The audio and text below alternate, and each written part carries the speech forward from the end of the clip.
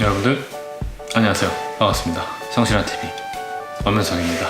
이번 영상은 말이죠, 제가 이제 교육과 관련된 컨텐츠를 올릴 건데 9급 세무직 기출문제 풀이 영상을 지금 찍고 있습니다.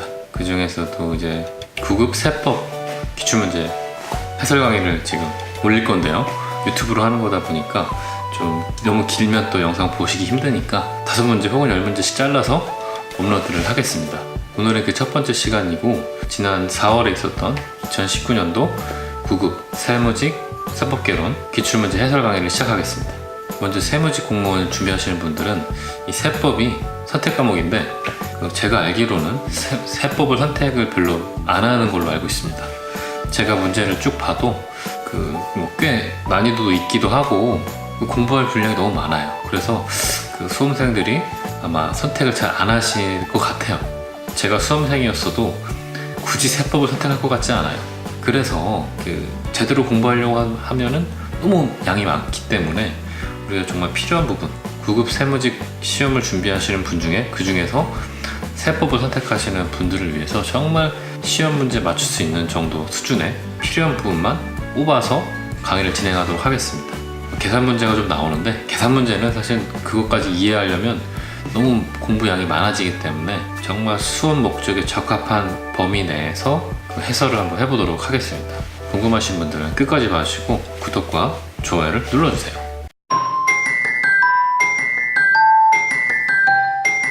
본격적으로 들어가기 전에 그동안 기출문제가 어느 범위에서 몇 문제가 나왔는지를 먼저 한번 살펴보도록 하겠습니다. 9급 세법 기출문제 문항 분석을 한번 해보겠습니다. 2019년도 최근에 있었던 문제 문항 분포를 보면요, 국세기본법에서 4문제, 법인세에서 5문제, 소득세에서 4문제, 부가세에서 4문제, 이렇게 국세기본법, 부가세, 소득세, 법인세 위주로 나오고요, 상속세 및 증여세법에서 1문제 나오고 국세징수법에서 2문제, 이 정도 분포 내에서 문제가 나오고 있습니다. 다른 연도도 한번 볼게요. 18년도도 거의 동일하고요, 17년도는 소득세가 좀 나왔고, 16년도에는 국세기본법 나왔고, 15년도에는 제가 말씀드렸던 패턴에서 그게 크게 벗어나지 않는 수준에서 문제가 나오고 있습니다. 최근 5년치가 이러한데 그 이전 기간을 봐도요 크게 다르진 않습니다. 2014년도에는 국세기본법이 굉장히 많이 나왔고, 국세기본법, 부가세법, 소득세법, 법인세법에서 골고루 문제가 나왔고, 상증법 1문제, 국세징수법 1문제, 이 정도 분포 내에서 문제가 나오고 있습니다. 13년, 12년도, 11년도, 종부세도 가끔 한 문제씩 나왔어요. 상증세가 안 나오면 종부세가 나오고 이런 식으로 번갈아 가면서 나왔었고요. 2007년도, 벌써 10년도 훨씬 전이네요. 그때도 역시 마찬가지로 국세기본법, 부가세법, 소득세법, 법인세법 위주로 문제가 나왔다 라고 보시면 됩니다. 자, 이제 문항 분포는 이러하고요. 이제 본격적으로 2019년도 9급 세무직 기출문제 해설 강의를 한번 이제 시작하도록 하겠습니다. 자, 이제 2019년도 9급 1번 문제입니다. 소득세법상 거주자의 주식 양도로 발생할 소득에 대한 양도소득세 세율 바르게 연결하는 건 무엇이냐, 이렇게 나와 있는데, 이 문제를 풀기 위해서는요, 우리가 주식 양도할 때 누가 세금을 내는지를 먼저 좀 아셔야겠죠.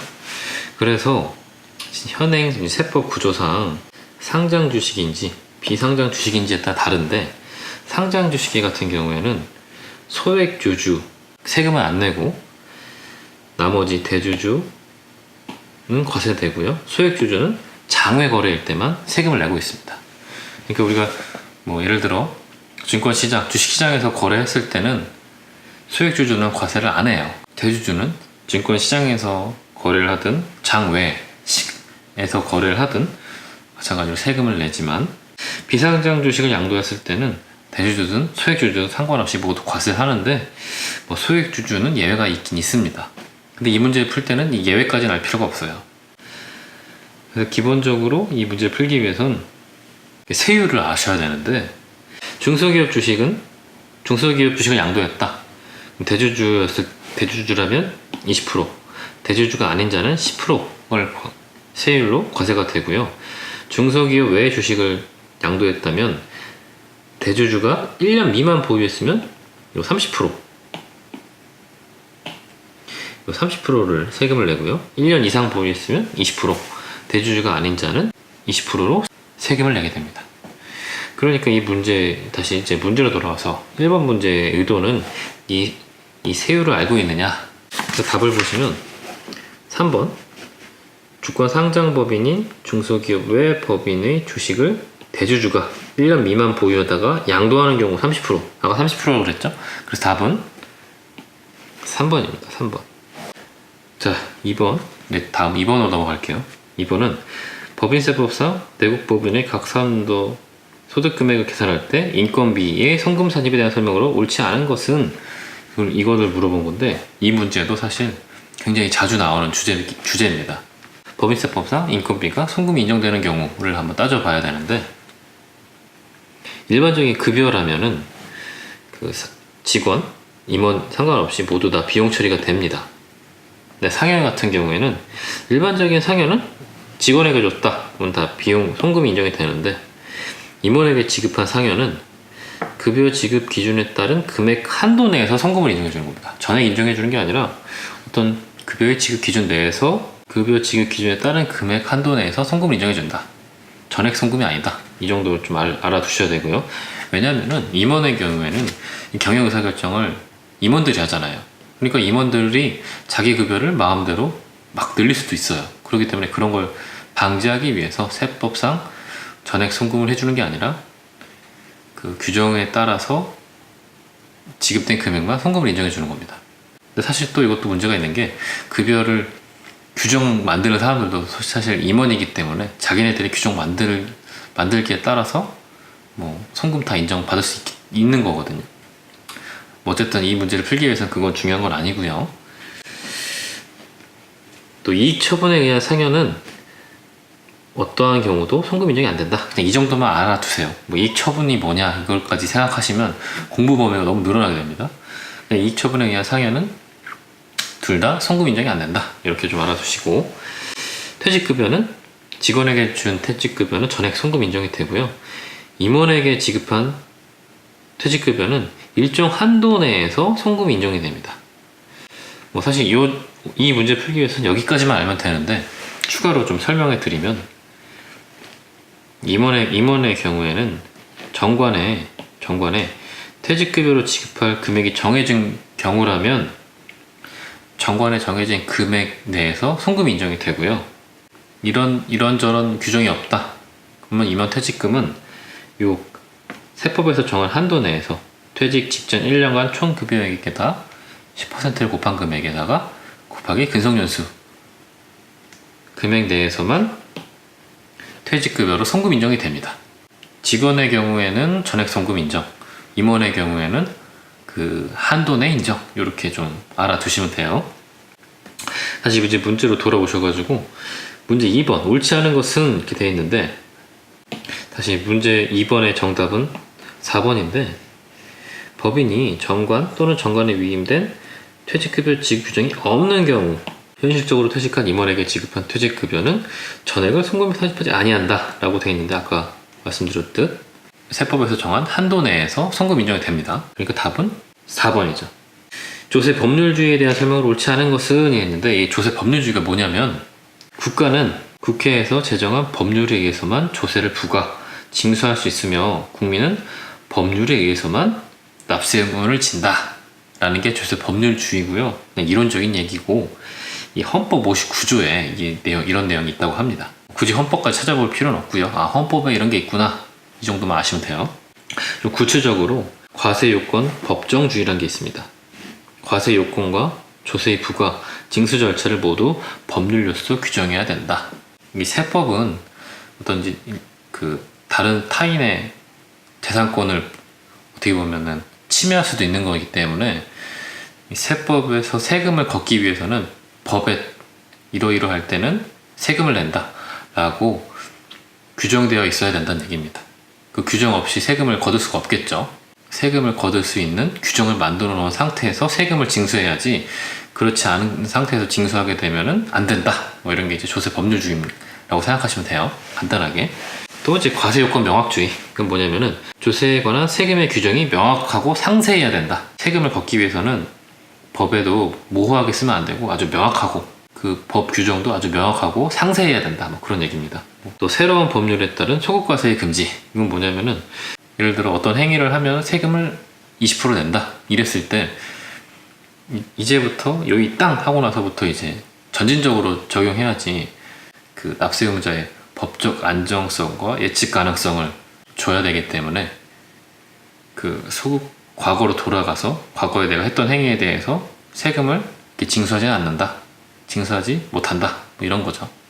그리고 마지막으로 세법의 엄격 해석. 이건 뭐냐면은 세법은 그 문헌에 충실하게 해석하여야 하며 해석에 있어서 보정이나 보충을 원칙적으로 허용하지 않는다. 그러니까 세법은 계속 같은 얘기긴 한데 법에 명확하고 상세해야 되고, 그것을 해석할 때도 정말 글자 그대로 해석해야 되지, 누가 봐도 이 규정은 이렇게 해석되고 적용해야지, A라고 해석될 수도 있고 B라고 해석될 수도 있고 이렇게 되면 안 된다 라는 얘기입니다. 지문을 좀 보면요, 옳지 않은 것은 돼 있는데 나머지는 다 맞는 거니까 한번 읽어보시고, 정답은 3번인데 엄격 해석에서 세법상 의미를 확정할 수 없는 경우 세법 규정의 유추 적용이 허용된다.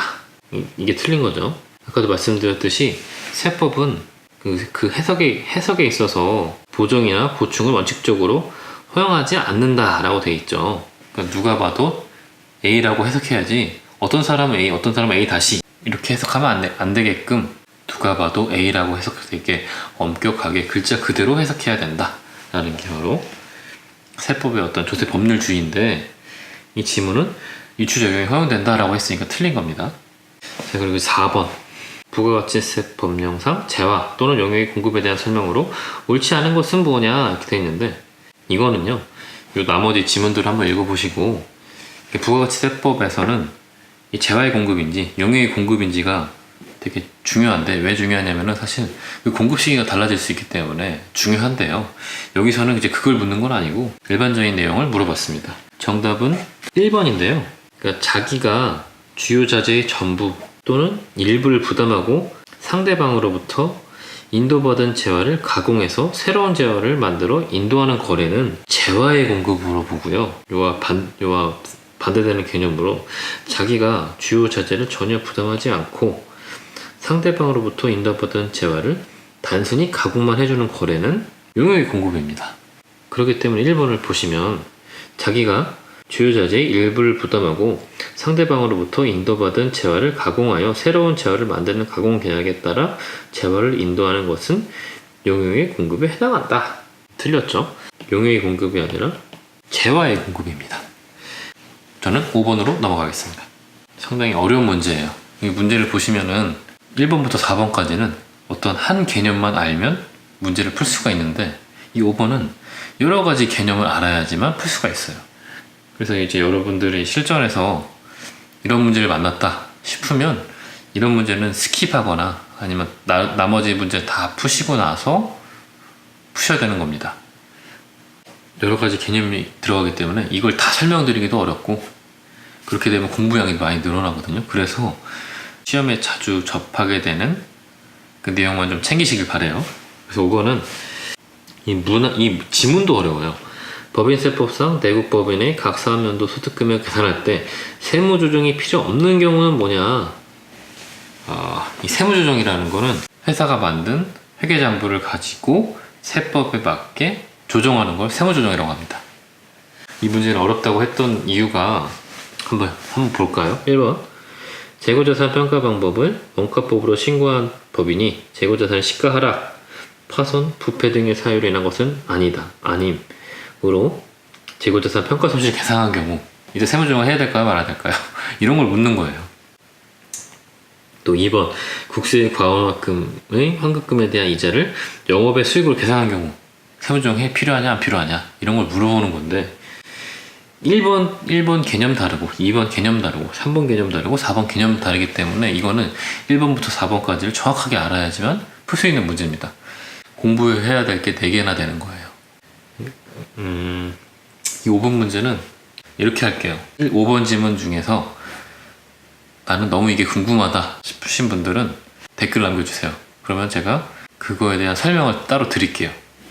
정답만 말씀드릴게요. 정답은 4번인데 이렇게 사치를 발행했을 때는 현재가치 평가를 한 다음에 유효이자율법으로 상각을 하는데 이게 회계랑 세법이랑 서로 일치하기 때문에 세무조정이 필요가 없습니다. 세무조정은 회계랑 세법이랑 불일치할 때 하는 걸 세무조정이라고 하거든요. 자, 이렇게 5문제씩 나눠서 영상을 업로드 하도록 하겠습니다. 1번부터 5번까지 중에서 궁금하거나 좀 이해가 안 간다 싶으신 분들은 댓글 남겨주시고 저는 또 다음 영상에서 뵙겠습니다.